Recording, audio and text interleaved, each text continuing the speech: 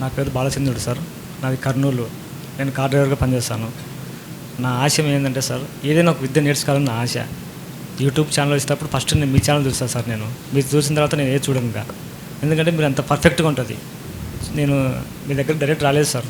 మీరు చెప్పారు కదా 100 మంది దగ్గర నేర్చుకున్న తర్వాత నా దగ్గర నేర్చుకుని చెప్పారు కదా, అలాగే నేను బయటికి ఆల్రెడీ వెళ్ళి నేర్చుకున్నాను సార్ అక్కడ.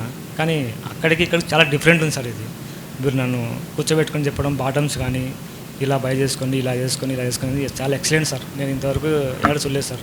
అమీర్పేటలో వెళ్ళాను, నిజాంపేటకి వెళ్ళాను, కర్నూలు కానీ వెళ్ళాను సార్. నేను నా డ్యూటీ అయిపోగొట్టుకున్న తర్వాత వెళ్ళేవాడిని నేను. సరే, మనం ఎవరిని కంపేర్ చేయకూడదు. లేదు సార్, చెప్తాను నేను.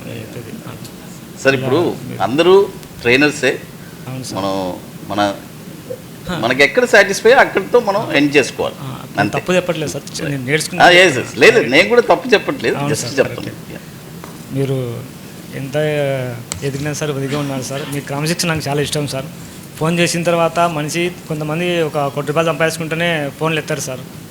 మీరు మాత్రం ఎవరు ఫోన్ చేసినా సరే, సామాన్యుడు ఫోన్ చేసినా తర్వాత మళ్ళీ మీరు ఫోన్ చేసి మాట్లాడి అతని డౌట్స్ క్లియర్ చేశారు సార్. తప్పకుండా నేను బాటమ్స్ నాకు చాలా అర్థమైంది సార్. మీరు చెప్పింది పక్కన చెప్పడం నాకు బాగా అర్థమైంది సార్.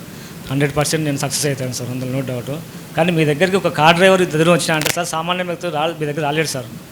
ఫస్ట్ టైం అంటాను అనుకుంటే నేను డ్రైవర్ రావడము, ఇంతకుముందుకు వచ్చిండే అనుకుంటాను సార్. బట్ నేను ఒకటే చెప్తాను సార్, అంటే అప్పులు చేసుకుని మాత్రం దయచేసి రాబాకండి, ట్రేడింగ్ చేయబాకండి అని చెప్తున్నాను.